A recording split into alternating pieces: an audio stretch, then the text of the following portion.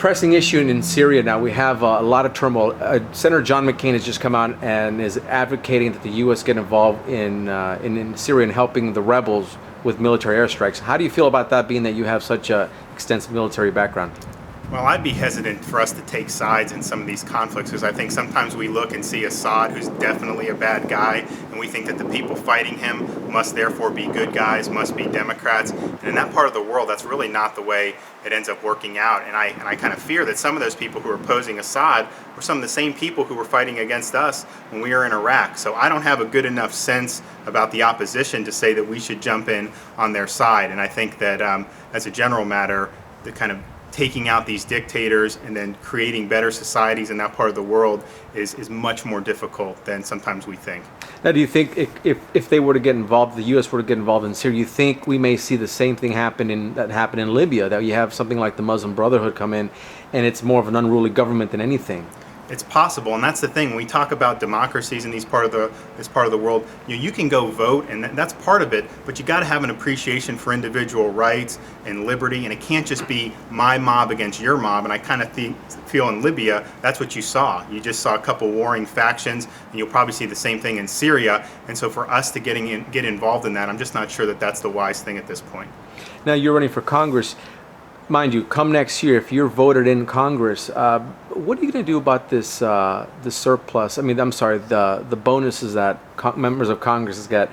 Congressman Bill Posey, every year, religiously to him, he writes a check back to the House Budget Office in sending back his bonus pay. What do you think? Would you do the same, or would you think about it? Absolutely. No, I would do that. I would support a pay cut for members of Congress simply because we've seen the debt go up so much in the past few years. Why shouldn't members of Congress be judged on their performance? And I think someone like a Harry Reid, who has not passed a budget out of the Senate in over 1,000 days, if they're not performing that core function, then I think you should see their pay reduce as a result of that. And then I'm also an opponent. I don't think that people like me who go up there should be able to get a pension.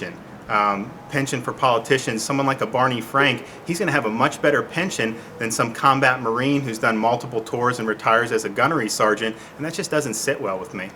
Now, term limits, I'm sure you're for term limits. Do you have any specifics? I am a supporter of term limits. I'd vote for pretty much whatever amendment could pass. I think the 3 or 4 terms in the House is good. 2 terms in the Senate I think is probably the max. I wouldn't go higher than that. But if I had to go 5 terms in the House to get it passed, I would do that. But I definitely think we need to limit congressional terms. Now, Obamacare, everyone talks about repealing Obamacare. We shouldn't, mainly that we should. Can you give me a specifics on how we can help defund or even repeal Obamacare?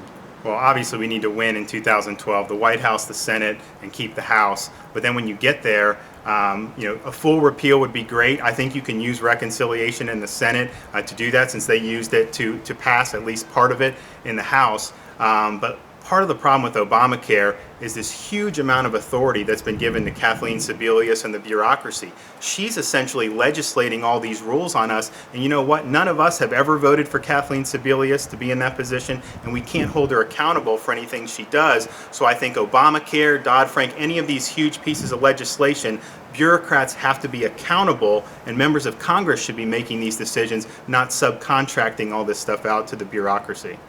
And lastly, why vote for you, Ron DeSantis, for U.S. Congress up in this new district in Florida? Why vote for you? Well, I think we need new blood up there. People who have been up there 20 or 30 years, I don't think they're going to be the change agents. I think this is similar to 1980 when Reagan came in, where we have a crossroads type situation.